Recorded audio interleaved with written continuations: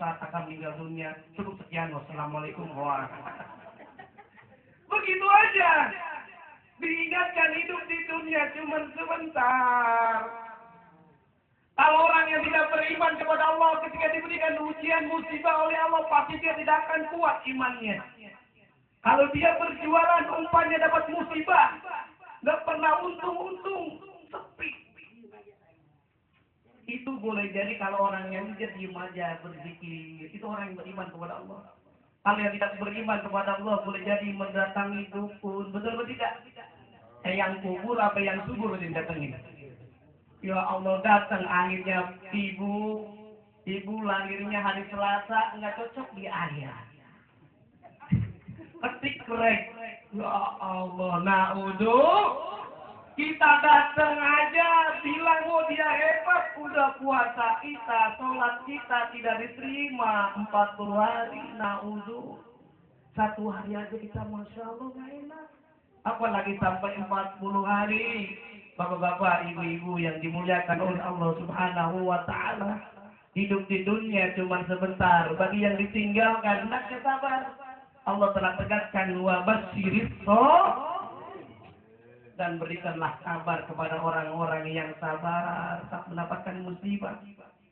Boleh jadi Ibunda Marni binti Naat meninggalkan bagi anak-anaknya sabar. Di antaranya kita tidak tahu, Allah lah yang maha mengetahui. Allah yakin ketika mengangkat, mencabut usia seorang, yakin sahibul musibah ini kuat semuanya.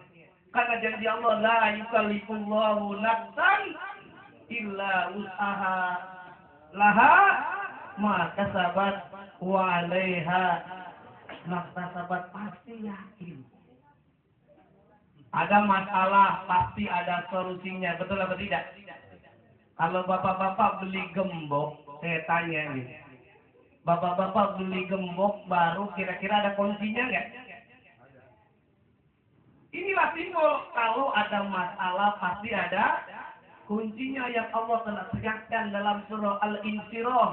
Atau orang menyebutnya Alam Nasroh sampai 2 kali. Ayat 5 sampai ayat 6.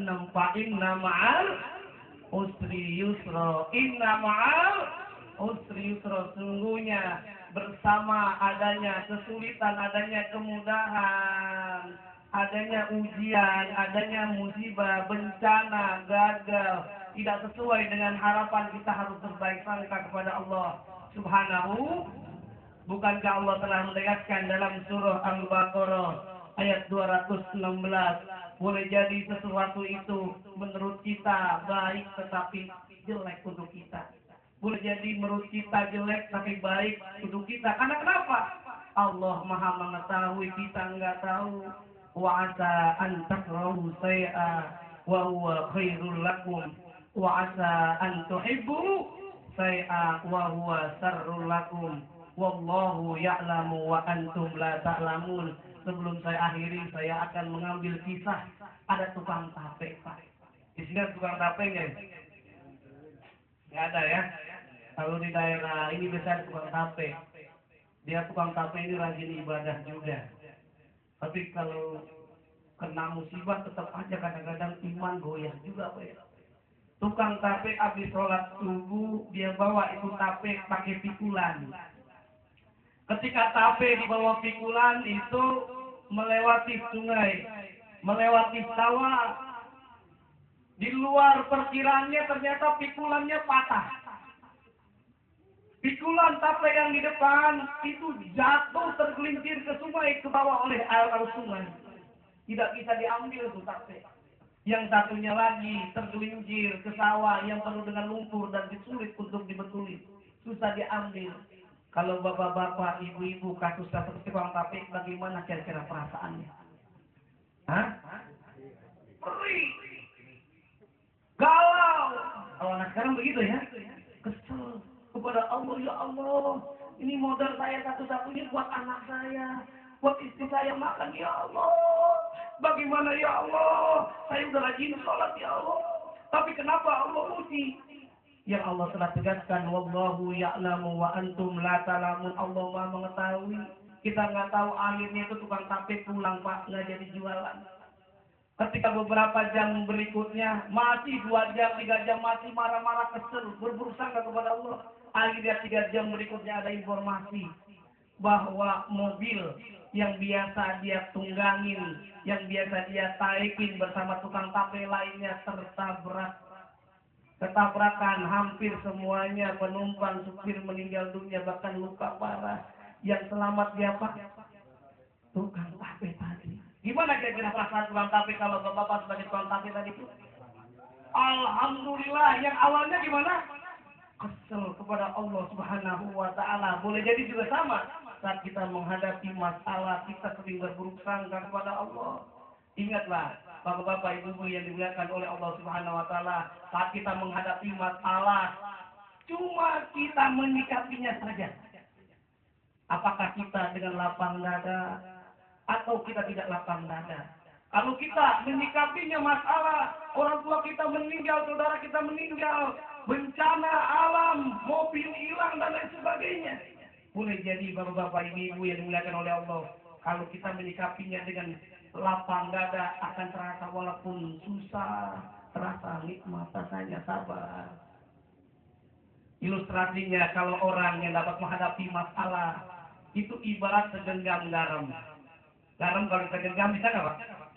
Kita genggam, kita taruh di atas gelas yang ada airnya. Kita aduk itu gelas. Kita minum. Kira-kira gimana air rasanya ya Pak?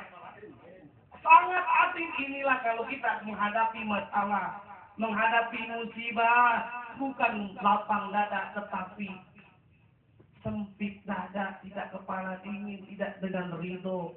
Ikhlas kepada Allah. Ridho itu ada 3. Ridho ada berapa hadirin?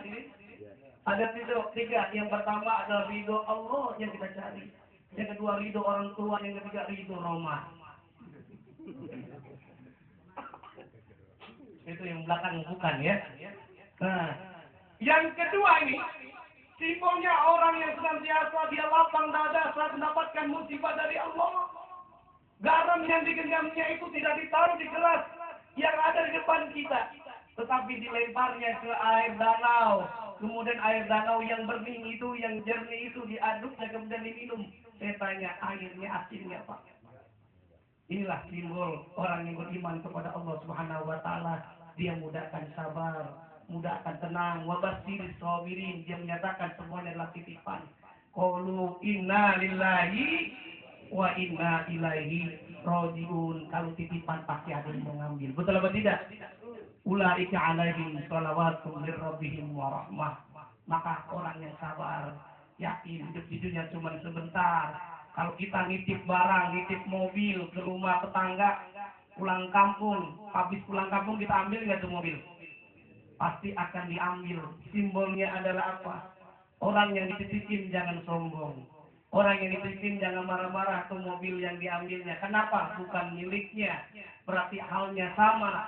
Ketika ada yang meninggal dunia, harta kita hilang, semuanya bukan milik kita, tapi milik Allah Subhanahu wa Ta'ala. Semoga ada manfaatnya bagi kita semuanya untuk senantiasa meningkatkan takwa kita kepada Allah Subhanahu wa Ta'ala.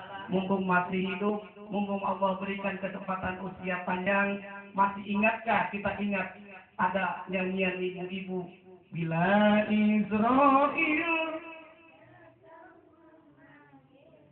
jasad terbujur. Kalau nenek ini menyambung Pak. Seluruh tubuh,